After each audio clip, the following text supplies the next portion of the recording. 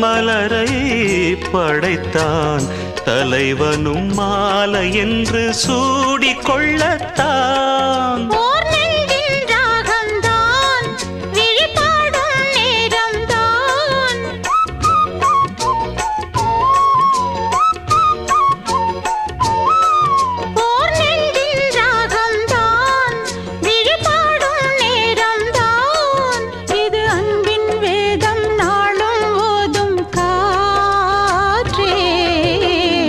வைகை நதி ஓரம் பொன்மாலை நேரம் காத்தாடுது.